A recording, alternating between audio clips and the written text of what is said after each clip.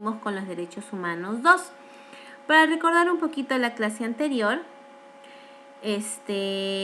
nosotros hablamos acerca de los derechos humanos de primera generación, y estos derechos humanos de primera generación estaban divididos en dos partes: los derechos civiles y los derechos políticos, ¿no? Muy bien, en este caso vamos a hablar sobre otro tipo de derechos humanos. Se llaman de segunda generación porque desde fines del siglo XIX y a partir del siglo XX apareció una segunda generación de derechos. Estos buscan que los individuos sean considerados parte de una sociedad, ya sea por la actividad a la que desempeñan, pueden ser trabajadores, empresarios o científicos, o porque requieren una protección especial, sean menores o sea desempleados o ancianos, personas que padecen alguna enfermedad. Este tipo de derechos apareció justo en una época en la cual hubo muchos cambios. Y entonces, como les dije en la clase anterior, cada generación de derecho han aparecido según de acuerdo a lo que sucedió en cada época. Primero fue los de primera generación y después, vienen los de segunda generación, de acuerdo a lo que sucede. Y cada época trae cosas diferentes. Entonces, por ello, dentro de esta categoría se encuentran los derechos económicos, sociales y culturales. Tú ves este lápiz de aquí, que tú ves aquí en la parte superior. Este lápiz te indica que tienes que copiar esta diapositiva. Y cada vez que tú veas un lápiz en una diapositiva, es que tú tienes que copiar la información que está ahí. Vamos a seguir.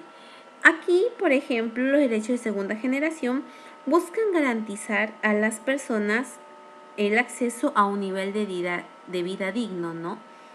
Y sobre todo a un nivel de vida en la cual ellos puedan no vivir mal, en el sentido de que no les falte nada. Ya, a eso vamos. Ahora, estos son, entre los principales encontramos estos de aquí, ¿no? Se encuentran los siguientes: el derecho a trabajar en condiciones justas, ¿no? Que garantiza que la labor que desempeña la persona proteja su integridad física y moral. Entonces, yo no voy a permitir que yo, por ser trabajador, me exploten trabajando horas extras sin un pago remunerado, o que de repente haga trabajos en contra de mi salud. Entonces, por ese lado, tengo que cuidarme, ¿no? No pueden, o de repente me obligan a hacer trabajos que van en contra de mi moralidad, o sea, de lo que estoy pensando, y que realmente pueden hacerme daño. Entonces ahí tengo que hacer un pare, chicos. El derecho a la seguridad social, que incluye el libre acceso a las personas a los servicios de salud y una pensión que permita tener una vejez digna. Todas las personas tienen derecho a ser atendidas en un centro de salud, todas ellas, sobre todo las personas que tienen escasos recursos. Hay planes como el SIS que les ayuda a poder realizar sus atenciones, pero también están las pensiones. Tú también vas a ser viejito, y en algún momento ya no vas a trabajar, te vas a jubilar, y es ahí donde tú tienes una pensión, ¿no? Entonces, si tú has trabajado, tu fondo de pensiones, genial, pero hay personas que no tienen eso, entonces estas están abandonadas, y si su vejez no es digna, muchos sufren abusos, maltratos, pero el Estado está tratando de poner programas sociales en los cuales ellos puedan también ser atendidos, ¿no? También existen dos tipos más, porque dijimos que habían 4 principales, y acá tenemos 2 más. Tenemos el derecho a la libertad sindical, que conlleva la facultad de los trabajadores a asociar sindicatos. En los sindicatos de trabajadores están, en los sindicatos tú puedes ver de que cada trabajador, cada grupo, cada sindicato de trabajadores, en realidad existe uno, y depende, ¿no? Depende cómo se organicen, también pueden haber otros sindicatos, de acuerdo a la naturaleza del trabajo. Pero ellos, por ejemplo, si uno de los miembros reporta un abuso en cierto lugar de trabajo, ellos tienen todo el derecho a reclamar legalmente todo lo que les corresponde. Pueden hacer hasta marchas multitudinarias si es que sus derechos como trabajadores son vulnerados, ¿no? También tenemos derecho a la educación, y creo que eso lo vemos ahora, ¿no?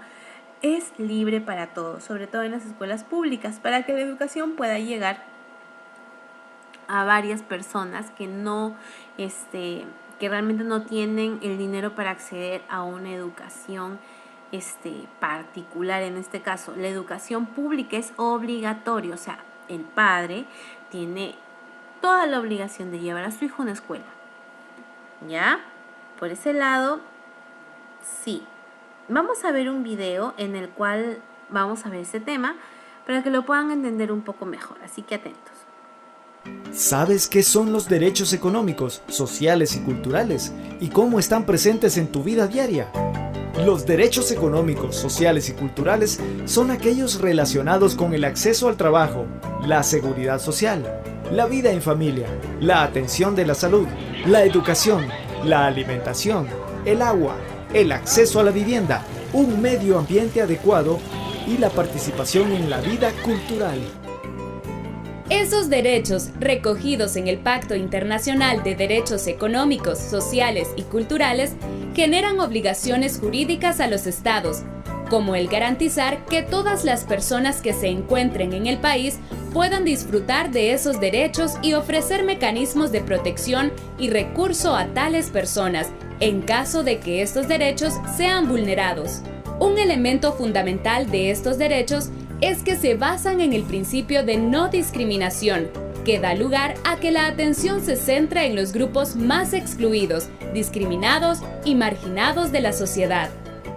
Aun cuando estos derechos puedan parecer menos importantes para la vida, el no respeto a los mismos da lugar a situaciones inaceptables como el desplazamiento o el desalojo forzoso, que a su vez puede dar lugar a una situación de falta de vivienda, la pérdida de medios de subsistencia, malnutrición y problemas de salud, la discriminación en el acceso al empleo, la utilización de la enseñanza como medio de propaganda, la denegación de asistencia alimentaria o la contaminación de los recursos hídricos.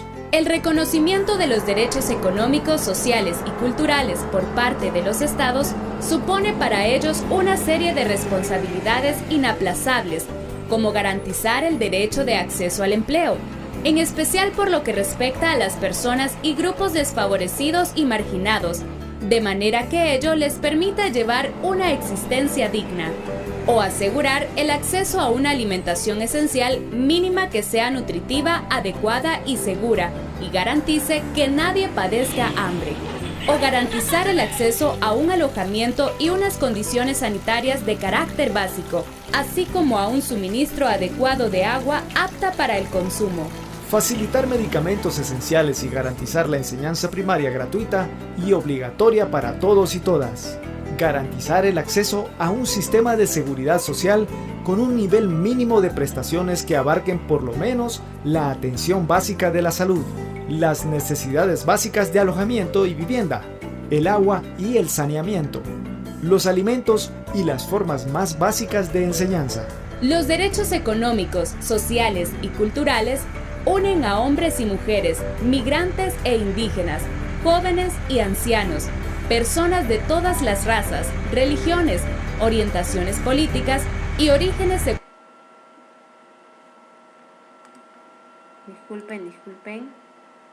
económicos y sociales, en una realización común de la libertad y dignidad humana universal. Los derechos económicos, sociales y culturales son tus derechos. Conócelos y exígelos. Así que ya sabes, son tus derechos, conócelos y exígelos. Es muy importante conocer nuestros derechos, porque siempre hay alguien que quiere aprovecharse de otra persona, pero mientras tú conozcas tus derechos, así como tus deberes, vas a saber qué es lo que te ampara y lo que no, y hasta dónde puedes llegar y cuánto puedes reclamar. Muy bien, chicos, hasta aquí llegó esta clase.